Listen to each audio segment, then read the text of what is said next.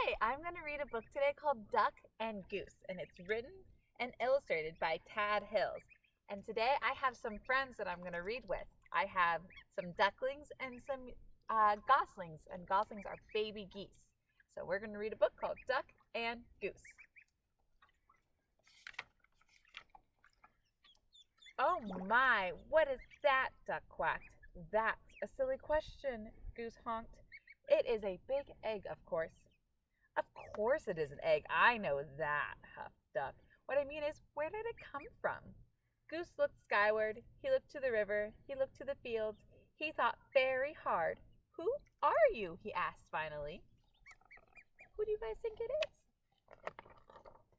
I, said Duck, puffing out his feathered chest, am the one whose egg this is. I saw it first. Goose quickly raised one webbed foot. It's mine.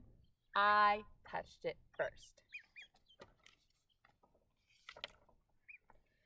Hey, you should never put your dirty foot on an egg, Duck scolded. Don't you know anything about caring for eggs?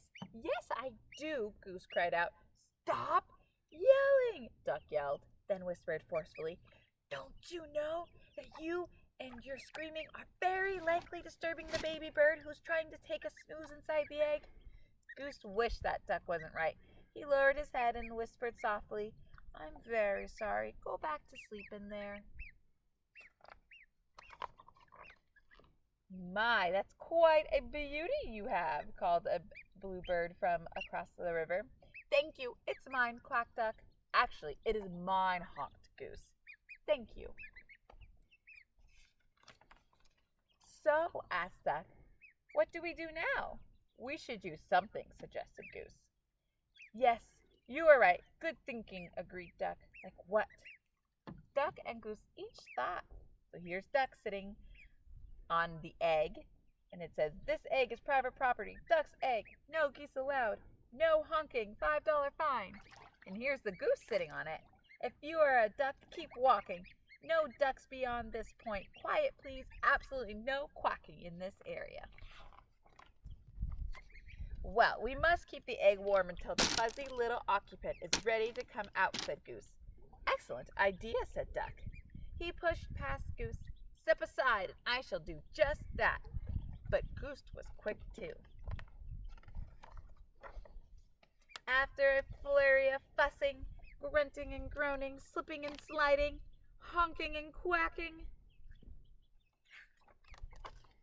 Duck and Goose found themselves back to back. Scoot over. I don't have any room, complained Duck. You are much closer to me than I am to you. Stop yelling in my ear, Goose. Shh, Goose hushed, pointing at the little round thing beneath them. Yes, yes, yes. We must remember. Quiet, quiet, quiet. We mustn't disturb the little one. And so they sat very still and very quiet, waiting. For a long time they waited. They listened to the crickets chirp and the frogs burp. I'm going to teach this baby bird to quack like a duck, Duck boasted. Well, I'm going to teach it to honk like a goose, Goose honked back. I'm going to teach this baby bird to waddle, Goose added. So am I, Duck said. They heard the pitter-patter of rain. I'm going to teach this baby bird to swim, Duck said. Me too, Goose said. To pass the time, they sniffed wildflowers in the warm sun and shared breadcrumbs while Goose taught Duck to honk. They watched the sunset in the sky, and Duck taught Goose to quack. Oh, they're becoming friends. They counted the stars in the night sky. Let's teach our baby to fly, said Goose. Good idea, said Duck. I'm sure our baby will be a fast learner, said Duck. If it takes after you and me, I'm sure you're right, agreed Goose. Together they waited until, did you feel that, Duck? Duck nodded, yes. Did you feel that, Goose? Goose nodded. It's time, Goose, it's time, Duck squawked. Quickly, Duck slid down and started running in circles and around their egg. What should we do now? He hollered. I think we should remain calm, yelled Goose back. Excuse me, a little voice called out. Duck stopped. and all the exciting confusion, he failed to notice the bluebird kicking their egg. "Can I play too?" she asked.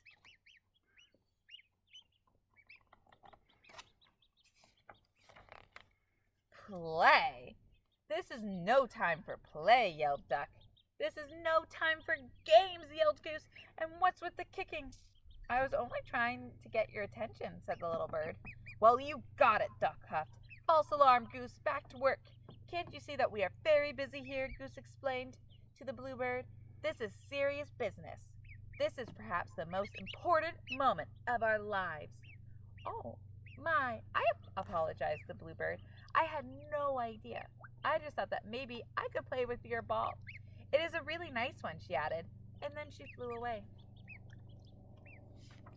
"So, is it actually an egg?" Goose gulped. "Did she say ball?" whispered Duck. "You know, I did have my doubts," Duck finally said. "It's a bit squishier than most eggs I've seen." "Yes, and I must say, I was somewhat suspicious of those big dots," Goose admitted.